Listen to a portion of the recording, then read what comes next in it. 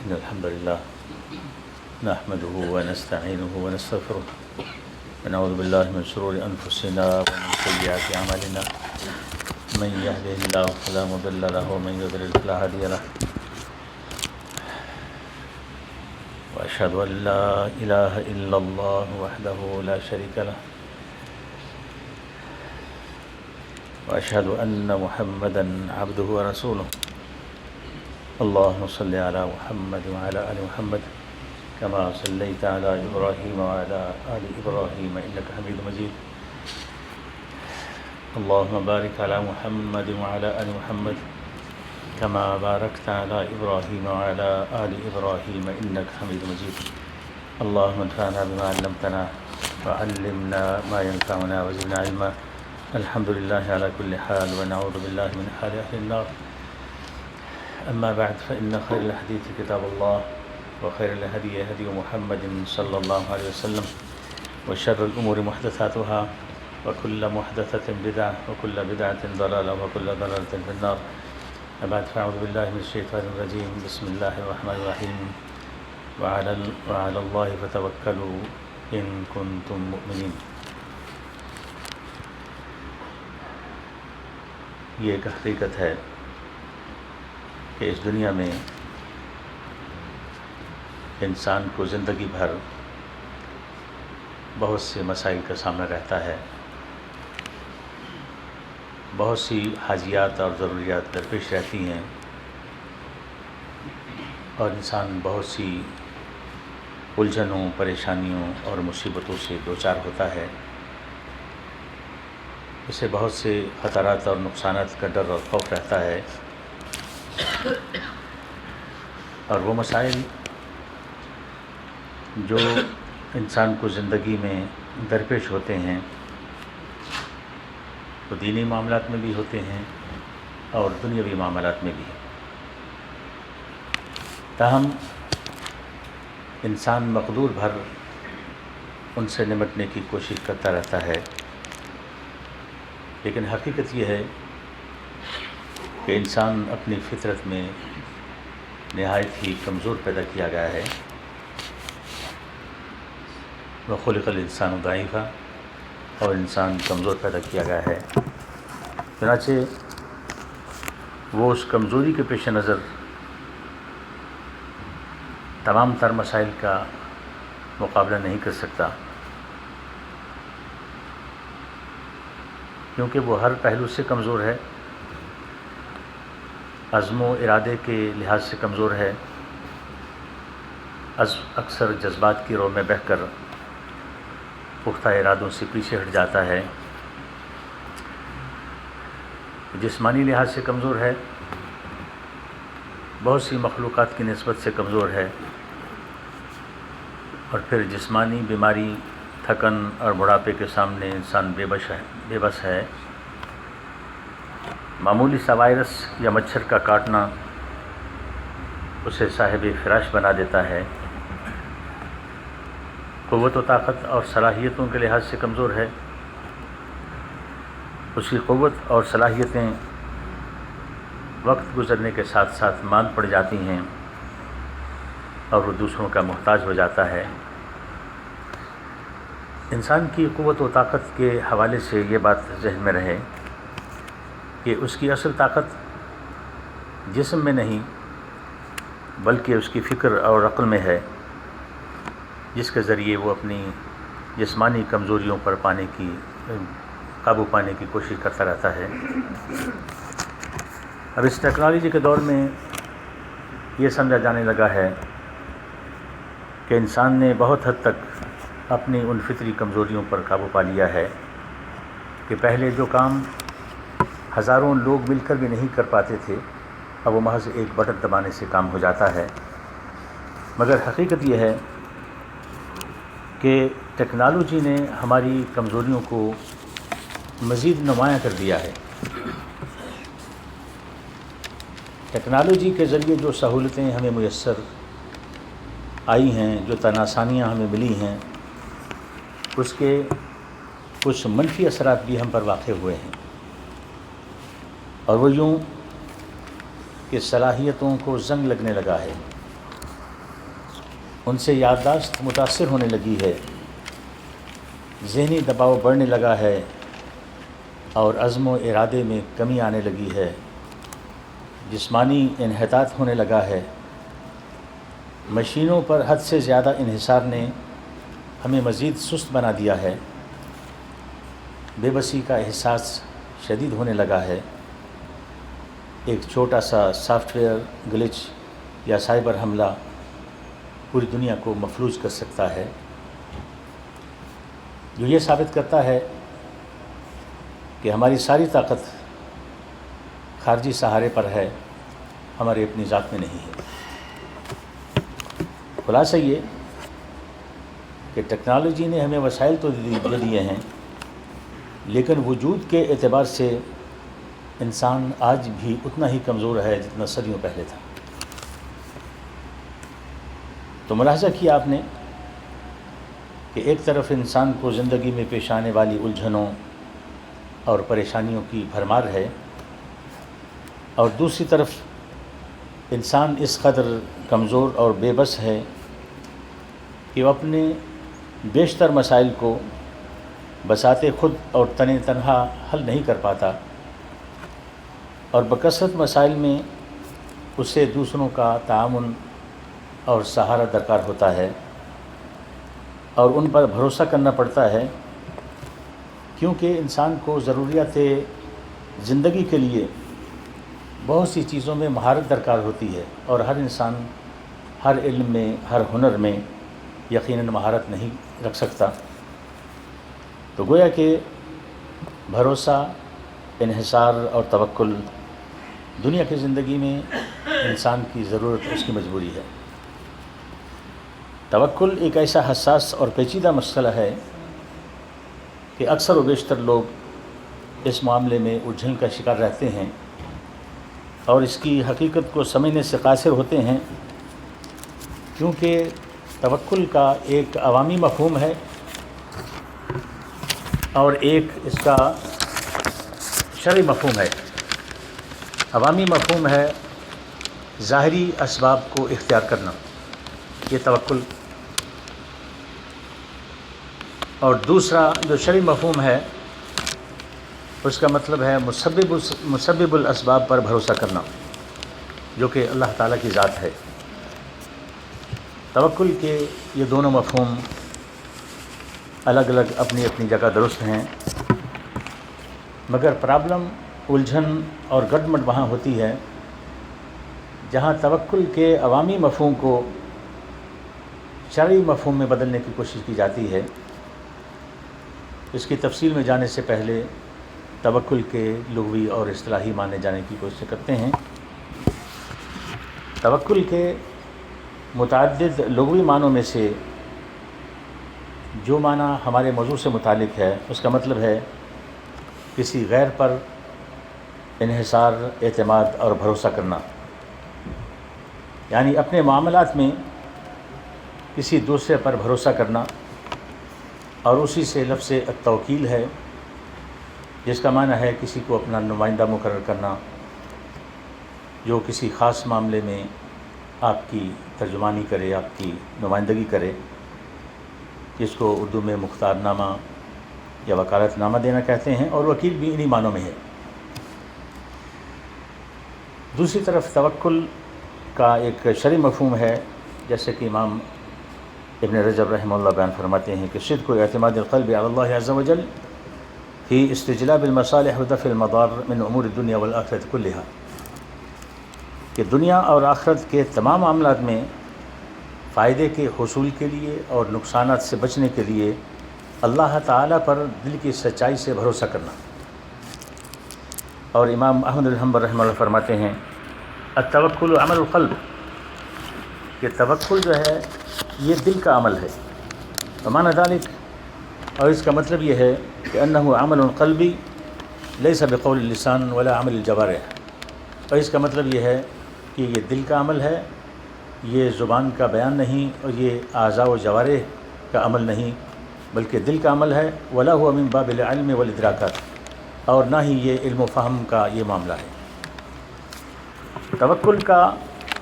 لغوی اور اصطلاحی معنی جاننے کے بعد اس کی حقیقت کو سمجھنے کے لیے چند باتیں جاننا ضروری ہیں۔ ایک یہ کہ اسلام میں توکل کا حکم کیا ہے، اس کی اہمیت کیا ہے، اور پھر یہ کہ توکل کے فائدے اور عدم توکل کے نقصانات کیا ہیں، اور پھر یہ بھی جاننا ہے کہ توکل ایک عقیدہ ہے،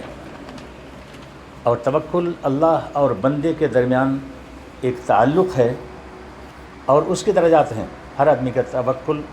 ایک جیسا نہیں ہوتا، جیسا جس کا ایمان زیادہ قوی اور مضبوط ہوگا ویسے ہی اس کا اللہ پر توکل مضبوط ہوگا۔ اور یہ کہ توکل کا مفہوم سمجھنے میں اصل مشکل کہاں پیش آتی ہے، تو بات اس آخری نقطے سے شروع کرتے ہیں کہ توکل کا مطلب سمجھنے میں ہمیں مشکل کیوں پیش آتی ہے۔ تو اس کی وجہ ایک غلط فہمی ہے، اور عوام کی اکثریت اس غلط فہمی کا شکار رہتی ہے کہ اگر انہوں نے تدبیر کی یا اسباب اختیار کیے تو اس کا مطلب ہوگا کہ ہمارا اللہ پر بھروسہ نہیں رہا، یا بھروسہ اللہ تعالیٰ پر توکل بہت کمزور ہے۔ اور جب وہ اسباب اختیار کرتا ہے تو اس بات سے ڈرتا ہے کہ اگر اسباب اختیار نہ کیے تو کام کیسے ہوگا، اور اللہ پر توکل نہیں رہا، یہ تو اسباب پر توکل ہو گیا۔ جبکہ سمجھنے کی بات یہ ہے کہ یہ توکل ایک شرعی اصطلاح اور شرعی حکم ہے، اور اسے اسی نقطہ نظر سے دیکھنا جانا چاہیے۔ شرعی اصطلاح میں توکل دو ارکان پر مشتمل ہے، ایک اسباب اختیار کرنا اور دوسرے اللہ پر بھروسہ کرنا۔ ان دونوں میں سے اگر ایک رکن بھی مفقود ہو تو توکل نہیں کہلاتا۔ پہلا رکن اسباب اختیار کرنا ہے، اصل میں الجھن کا یہی سبب ہے، جبکہ حقیقت یہ ہے کہ توکل کے لیے جتنا اللہ تعالیٰ پر بھروسہ کرنا ضروری ہے اتنا ہی اسباب اختیار کرنا بھی ضروری ہے۔ اسلام میں توکل کے لیے اسباب اختیار کرنے کی کس شدت سے تاکید آئی ہے، قرآن و حدیث سے اس کی چند مثالیں ملاحظہ کرتے ہیں۔ قرآن پاک میں حضرت مریم علیہ السلام کا واقعہ توکل اور اسباب کے خوبصورت توازن کی ایک بہترین مثال ہے۔ زچگی کی تکلیف کے وقت وہ کھجور کے درخت کے نیچے موجود تھیں، تو اللہ تعالیٰ نے ان کے لیے دور صحرا میں جہاں کوئی سہارا نہیں تھا ان کی غذا کا انتظام کرتے ہوئے انہیں حکم دیا کہ وہ کھجور کے درخت کے تنے کو اپنی طرف ہلائیں۔ وَهُزِّي إِلَيْكِ بِجِذْعِ النَّخْلَةِ تُسَاقِطْ عَلَيْكِ رُطَبًا جَنِيًّا، اور اس کھجور کے تنے کو اپنی طرف ہلا، یہ تیرے سامنے تر و تازہ پکی کھجوریں گرا دے گا۔ اب اس حکم میں اللہ تعالیٰ کی حکمت جاننے کی کوشش کریں تو سمجھ آتا ہے کہ اللہ تعالیٰ جو ہر چیز پر قادر ہے، مریم علیہ السلام کو بن باپ کے بیٹا دینے پر قادر ہے، وہ یقیناً بغیر سبب کے رزق دینے پر بھی قادر ہے، لیکن اس کے باوجود رزق کی فراہمی کے لیے انہیں درخت کے تنے کو ہلانے کا حکم دیا گیا۔ حالانکہ کسی درخت کے تنے کو ہلانا کسی عام صحت مند انسان کے بس کی بات بھی نہیں ہوتی، کہ جائے کہ ایک عورت ہو جو کہ کمزور ہوتی ہے اور پھر زچگی کی حالت میں ہو اور پھر تکلیف کی حالت میں ہو، وہ درخت کے تنے کو، ٹہنی کو تو ہلا لے گی لیکن درخت کے تنے کو کیسے ہلائے گی؟ لیکن اس عالم اسباب میں رزق کے حصول کو ایک سبب کو اختیار کرنے کی تاکید کی جا رہی ہے، جو ایک علامتی طور پر ہی صحیح، تاکہ توکل کا کوئی رکن مفقود نہ ہو، حالانکہ یہ بھی اصل میں تو معجزہ ہی تھا۔ اسی طرح موسیٰ علیہ السلام کو بھی اسباب اختیار کرنے کا حکم دیا گیا۔ جب فرعون کا لشکر پیچھے تھا اور سامنے سمندر، تو اللہ تعالیٰ نے حضرت موسیٰ علیہ السلام سے فرمایا اضرب بعصاک البحر، اپنی لاٹھی سمندر پر مارو۔ اب ظاہر ہے لاٹھی مارنے سے تو سمندر نہیں پھٹ جاتا، لیکن اللہ تعالیٰ نے معجزے کے سبب معجزے کو سبب سے جوڑ دیا، اور سبب کیا تھا؟ لاٹھی مارنا۔ لاٹھی مارنے کے بغیر بھی اللہ تعالیٰ سمندر کو، پہلے بھی اللہ نے سمندر کے دو راستے، اس میں راستہ بنایا، لاٹھی نہ مارتے تو بھی راستہ ایسے ہی بنتا۔ اسی طرح حضرت ایوب علیہ السلام کو بھی سبب اختیار کرنے کا حکم دیا۔ جب وہ مال و دولت، مال و اولاد اور صحت کے کڑے امتحان اور شدید بیماری میں بھی مبتلا تھے، اور جب تکلیف حد سے بڑھ گئی تو انہوں نے اللہ تعالیٰ سے دعا کی، انی مسنی الضر وانت ارحم الراحمین، مجھے بیماری لگ گئی ہے اور تو رحم کرنے والوں سے سب سے زیادہ رحم کرنے والا ہے۔ تو اللہ تعالیٰ نے دعا قبول کرتے ہوئے وحی کے ذریعے یہ حکم دیا، ارکض برجلک ھذا مغتسل بارد وشراب، اپنا پاؤں زمین پر مارو، یہ ہے نہانے کا ٹھنڈا پانی اور پینے کا۔ حضرت ایوب علیہ السلام نے زمین پر پاؤں مارا تو وہاں پانی کا ایک چشمہ پھوٹ پڑا، تو اللہ تعالیٰ نے فرمایا یہ ٹھنڈا پانی نہانے اور پینے کے لیے ہے۔ انہوں نے اس پانی سے غسل کیا تو جسم کی ظاہری بیماریاں ساری ختم ہو گئیں، وہ پانی پیا تو اندرونی امراض وہ بھی ساری ختم ہو گئیں، اور آپ مکمل صحت مند اور تندرست ہو گئے۔ تو شفا معجزانہ طور پر اللہ کے حکم سے ہوئی، مگر سبب کو اختیار کرنا لازم قرار دیا۔ رسول کریم صلی اللہ علیہ وسلم کے توکل کی بات کریں تو آپ صلی اللہ علیہ وسلم کا توکل تو سب سے کامل تھا، مگر اس کے باوجود آپ صلی اللہ علیہ وسلم نے پوری طرح اسباب اختیار کیے۔ ہجرت کے واقعے پر غور کریں تو آپ صلی اللہ علیہ وسلم نے جو اسباب اختیار کیے تو پوری قوت اور مہارت و کمال کے ساتھ اختیار کیے۔ رات کی تاریکی کا انتخاب کیا، اپنے بستر پر حضرت علی رضی اللہ تعالیٰ عنہ کو لٹایا اور غار ثور میں پناہ لی۔ یہ اس بات کی دلیل ہے کہ اعلیٰ درجے کا توکل اسباب کو بہترین طریقے سے اختیار کرنا ہے۔ یہ اسباب اختیار کرنے کے حوالے سے احادیث مبارکہ میں ہمیں بہت سی رہنمائی ملتی ہے۔ اس سلسلے میں چند احادیث ملاحظہ کرتے ہیں۔ اس میں ایک وہ مشہور حدیث ہے جس میں حضرت انس رضی اللہ تعالیٰ عنہ بیان کرتے ہیں کہ قال رجل یا رسول اللہ اعقلها واتوکل او اطلقها واتوکل، کہ ایک شخص نے آپ صلی اللہ علیہ وسلم سے عرض کیا ہے کہ اللہ کے رسول، میں اونٹنی کو باندھ کر توکل کروں یا اونٹنی کو کھلا چھوڑ کر توکل کروں؟ قال اعقلها وتوکل، تو فرمایا اس کو باندھو اور توکل کرو۔ اسی طرح وہ دوسری مشہور حدیث جس میں آپ صلی اللہ علیہ وسلم فرمایا لو انکم تتوکلون علی اللہ حق توکلہ لرزقکم کما یرزق الطیر تغدو خماصا وتروح بطانا، کہ اگر تم اللہ تعالیٰ پر ویسا توکل کرو جیسا توکل کرنے کا حق ہے تو اللہ تعالیٰ تمہیں بھی ویسا ہی رزق دے جس طرح پرندوں کو رزق دیتا ہے کہ صبح خالی پیٹ جاتے ہیں اور شام کو پیٹ بھرے ہوئے واپس آتے ہیں۔ یہاں توکل کے لیے پرندوں کی مثال دی گئی ہے، اور پرندے کیسے توکل کرتے ہیں؟ اسباب اختیار کرتے ہیں، صبح سویرے نکل جاتے ہیں، محنت کرتے ہیں، رزق کی تلاش میں نکلتے ہیں، اور رزق تو اللہ ہی کے ذمے ہے، اللہ تعالیٰ نے رزق دینا ہے، لیکن اسباب اختیار کرنا وہ ضروری ٹھہرا، اور 100% اسی سے امید اور اسی پر توکل کرنا، تکیہ کرنا، اس پر بھروسہ کرنا ہے۔ لیکن اس پر بھروسہ کرنا توکل اس وقت کہلائے گا جب آدمی اسباب اختیار کرے گا، جیسا کہ پرندے اسباب اختیار کرتے ہیں۔ جب توکل کی بات ہوتی ہے تو عموماً اور زیادہ تر رزق کے حوالے سے توکل کو ضروری سمجھا جاتا ہے، اور پھر اس کے بعد کسی بھی فائدے کے حصول کے لیے اور نقصان سے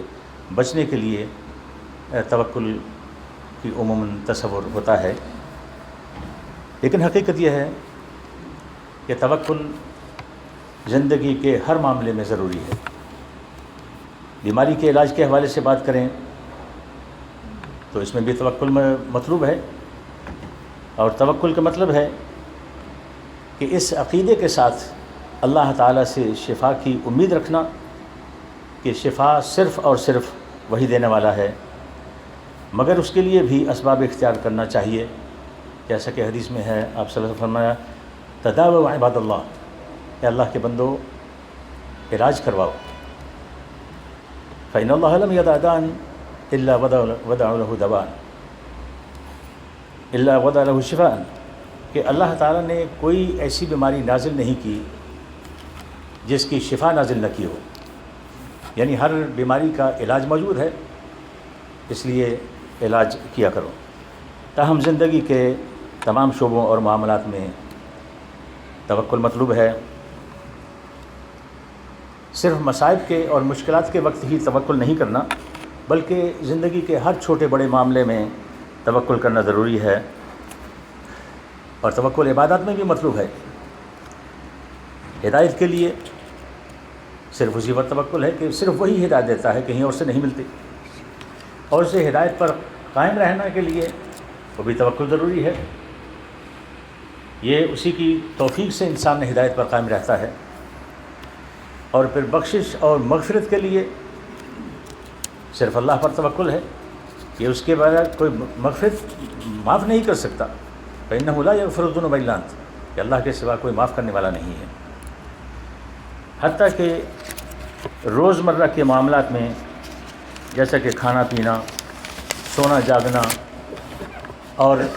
گھر سے نکلتے وقت بھی اس پر توکل کرنا، جیسا کہ حدیث میں ہے آپ صلی اللہ علیہ وسلم نے فرمایا اذا خرج الرجل من بیتہ فقال بسم اللہ توکلت علی اللہ لا حول ولا قوة الا باللہ، فرمایا کہ جب انسان اپنے گھر سے نکلتا ہے اور یہ دعا پڑھتا ہے کہ بسم اللہ، کہ اللہ کے نام سے نکل رہا ہوں، توکلت علی اللہ، اللہ پر توکل کرتے ہوئے نکل رہا ہوں، ولا حول ولا قوة الا باللہ، اور اللہ کی توفیق کے بغیر کوئی حرکت نہیں کر سکتا، کسی حال کو نہیں بدل سکتا۔ یقال حینئذ، آپ صلی اللہ علیہ وسلم نے فرمایا تو جب انسان یہ دعا کرتا ہے گھر سے نکلتے ہوئے تو اس وقت کہا جاتا ہے، یعنی فرشتے یہ کہتے ہیں اس شخص کو مخاطب کر کے کہ ہدیت و کفیت و وقیت، کہ تم ہدایت دیے گئے ہو، اور تم کفایت کیے گئے ہو، اور تم بچا لیے گئے ہو۔ فتنح لہ الشیاطین، آپ نے فرمایا کہ جب انسان یہ دعا کرتا ہے فرشتے یہ کہتے ہیں، اور شیطان جو اس کو بہکانے کے لیے ورغلانے کے لیے اس کے ساتھ ہوتے ہیں وہ پیچھے ہٹ جاتے ہیں۔ فیقول لہ شیطان آخر، تو ان میں سے ایک شیطان اس سے کہتا ہے دوسرے شیطان سے کیف لک برجل قد ہدی و کفی و وقی، اب تم ایسے شخص کا کیا کر سکتے ہو جس کو ہدایت بھی مل گئی، جو کفایت بھی جس کو کر دیا گیا، اور جس کو بچا لیا گیا۔ کفایت کرنے کا مطلب یہ ہے کہ انسان کے ذہن میں جو فکر مندی جس بات کی ہوتی ہے، جس کام کی ہوتی ہے، وہ اس کو بے نیاز کر دی جاتا ہے۔ اب وہ ذمہ جو کام ہے جس کے لیے وہ فکر مند ہوتا ہے وہ اللہ تعالیٰ اپنے ذمہ لے لیتا ہے۔ تو شیطان دوسرے شیطان سے کہتا ہے کہ اب تم اس کا کیا بگاڑ سکتے ہو، جس کو اللہ نے اس نے دعا پڑھی ہے اور اللہ نے اس کو ہدایت بھی دی ہے، اس کے جو کام تھے وہ اللہ تعالیٰ اس کے لیے کافی ہو گیا ہے، اور اس کے تمہارے شر سے بچا بھی لیا گیا ہے۔ غرضے کہ توکل ایک عظیم عبادت ہے، یہ اللہ پر یقین اور قلبی تعلق کا مظہر ہے، اور توکل کا مطلب ہے اپنے معاملات کو اللہ کے سپرد کرنا، یہ واجب ہے، اور اسلام کے بنیادی ایمان کے بنیادی اصولوں میں سے ایک اصل ہے، جیسا کہ اللہ فرماتے ہیں جو آیت شروع تلاوت کی گئی وعلی اللہ فتوکلوا ان کنتم مؤمنین، اور اللہ ہی پر توکل کرو اگر تم مومن ہو۔ تو توکل